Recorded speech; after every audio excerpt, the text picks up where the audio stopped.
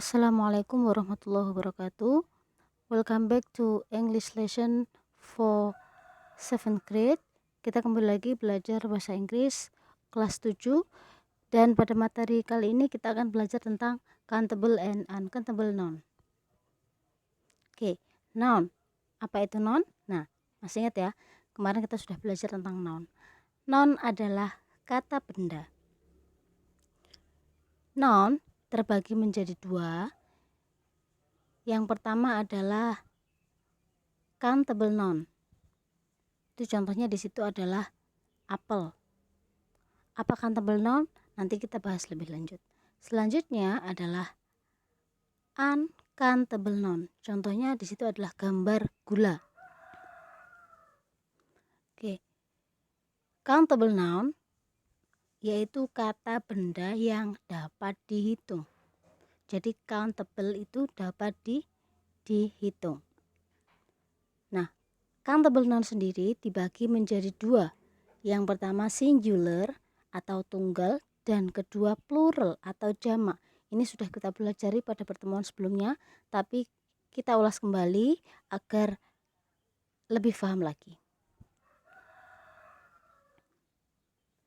Examples countable noun. Contoh-contoh countable noun singular. Singular berarti yang tunggal. Oke, di situ ada gambar apa? Ya, di situ ada gambar kursi. Nah, kursinya satu. Berarti dia adalah kata benda tunggal. Contoh ketika menjadi kalimat this is a chair. Ini adalah sebuah kursi. Berikutnya, gambar apa di situ? Nah, gambar burung hantu. Apa bahasa Inggrisnya burung hantu? Oke, owl. This is an owl. Ini adalah seekor burung hantu. Nah, kemarin masih ingat ya, kita belajar artikel di pertemuan sebelumnya.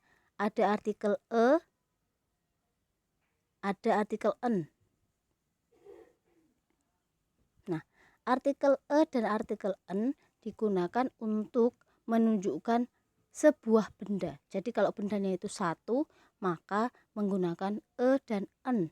Bedanya digunakan ketika kata benda itu diawali dengan huruf konsonan. Chair, a chair, pengucapannya huruf konsonan. Kenapa an owl bukan a owl? Karena kata benda itu diawali dengan vokal, dengan pengucapan vokal. Di sini ada an owl, gitu ya. Kemarin sudah kita bahas pada pertemuan sebelumnya. Oke, selanjutnya examples of countable noun atau plural. Jadi contoh-contoh kata benda yang jamak. Nah, di situ ada gambar tomat. Tomatnya ada berapa? Ada lebih dari satu ya. Nah, I have many tomatoes. Saya memiliki beberapa tomat. Di situ ada gambar buku. Those books are open. Buku-buku itu terbuka. Jadi banyak buku-buku. Kemudian tomat-tomat. Beberapa tomat. Jadi lebih dari satu. Nah, tanda dari kata benda yang jamak, countable yang dapat dihitung dan jamak itu adalah ada imbuhan s dan is setelah kata benda tersebut. Di sini I have many tomatoes. Those books are open. Perbedaan penggunaan s dan is bisa kalian pelajari kembali pada pembahasan yang sudah dibahas sebelumnya. Oke, examples countable noun plural, special nouns atau irregular. Nah, jadi kalau ini contoh kata benda yang jamak, tapi ini spesial, kata-katanya spesial. Jadi berbeda dengan yang sebelumnya tadi. Tidak ditambah dengan s atau is, tapi memiliki kata jamak tersendiri. Contohnya, ada gambar apa di situ? Kaki. Oke. Nah, bentuk tunggal dari kaki adalah foot. Jamaknya adalah feet. Kenapa tidak ditambah s? Jadi bukan foods. Salah. Jadi ini berbeda dengan yang sebelumnya. Ini adalah special nouns atau irregular, yaitu kata-kata yang spesial. Jadi beberapa kata itu memiliki bentuk jamak yang spesial. Food, feed. Berikutnya di situ ada gambar anak-anak. Child, children, bukan childs. Tidak bisa ditambahkan s. Jadi child jamaknya adalah children. Selanjutnya di situ ada gambar tikus. Mouse jamaknya adalah mice, bukan mouses. Di situ ada gambar ikan. Fish bentuk jamaknya tetap fish, bukan fishes. Jadi ini merupakan beberapa contoh kata-kata benda yang jamak yang spesial. Berikutnya di sini kita akan belajar how many, yaitu bagaimana cara menanyakan jumlah benda yang countable, jadi yang dapat dihitung. Jadi ingat, how many digunakan untuk menanyakan benda-benda yang dapat dihitung atau countable noun. Contohnya di situ ada gambar kelinci. Nah, kelinci dapat dihitung apa enggak? Bisa ya, bisa dihitung. Oke, selanjutnya contohnya, how many rabbits are there in the yard? Berapa banyak kelinci yang ada di kebun? There are 3 rabbits in the yard. Halaman ya maksudnya. There are 3 rabbits in the yard. Ada 3 kelinci di halaman. Contoh selanjutnya. Oke. Buku. Books. How many books are there? Berapa banyak buku di sana? There are 4 books. Ada 4 buku. Ya, jadi kalau menanyakan kata benda yang dapat dihitung maka menggunakan how many. Selanjutnya kita belajar tentang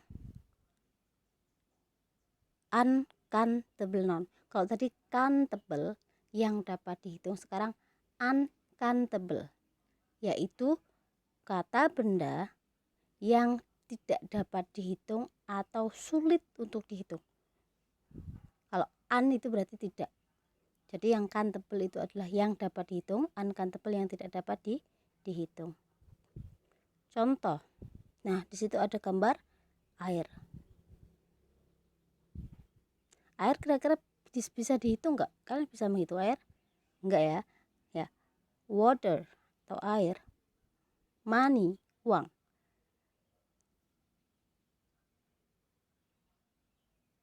Sugar atau garam. Gula. Garam, gula itu juga merupakan uncountable noun. Kemudian rice, beras. Nah, kalau tadi how many digunakan untuk menanyakan benda yang dapat dihitung, sekarang how much digunakan untuk menanyakan benda yang tidak dapat dihitung. Contohnya, how much money do you have? Berapa banyak uang yang kamu miliki?